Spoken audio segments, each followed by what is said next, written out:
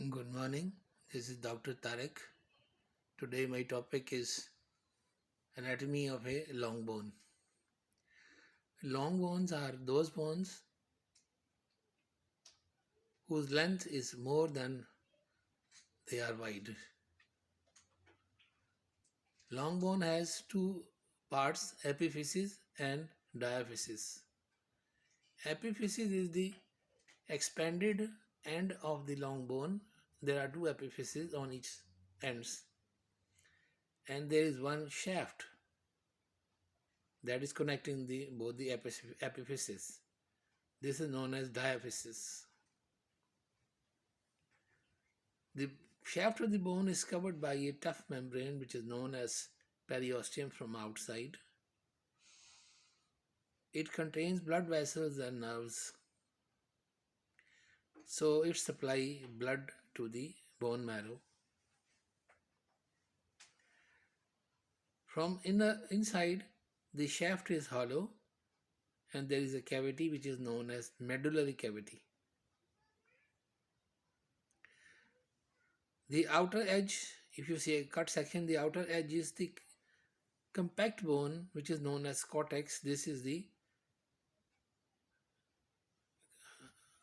thicker part of the shaft. This is outer part of the shaft which is known as cortex, and it is compact bone.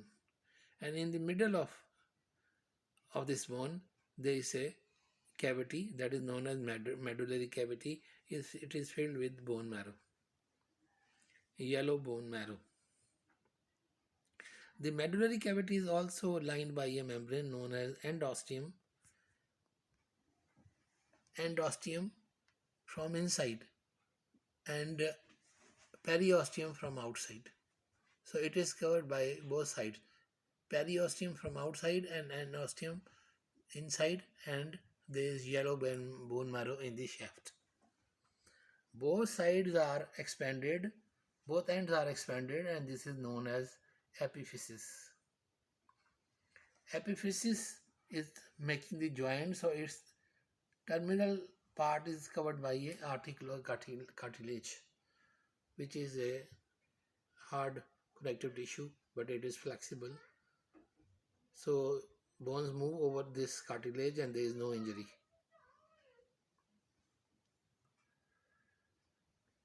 In the epiphysis, there is spongy bone which contains red bone marrow as compared to medullary cavity which contains yellow marrow. So red bone marrow, it makes blood cells which are known as RBCs, white blood cell and platelets. But while this yellow bone marrow cannot make these blood cells, it can make just fat cell.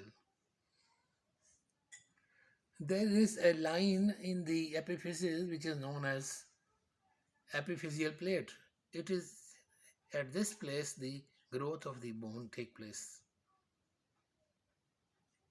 and it take place in both directions, both sides, and this is how the bone become long. And when the maturation finish, when the development finish in adult, this epiphyseal plate becomes just a line, and it is inactive. This is known as epiphyseal line. Sometimes it disappears, and sometimes it's hard to see this line on X-ray.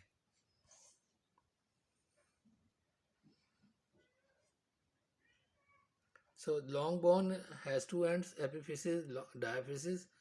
Diaphysis is covered by periosteum and inside endosteum, and in the middle of it there is a hollow cavity known as medullary cavity, which is filled with yellow bone marrow.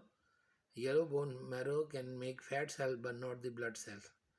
The expanded portion on both sides is known as epiphysis, and it is covered by, both ends are covered by cartilage. And in this area the bone is spongy, and it is filled with red bone marrow. The red bone marrow can make blood cells which are RBCs, WBCs and platelets.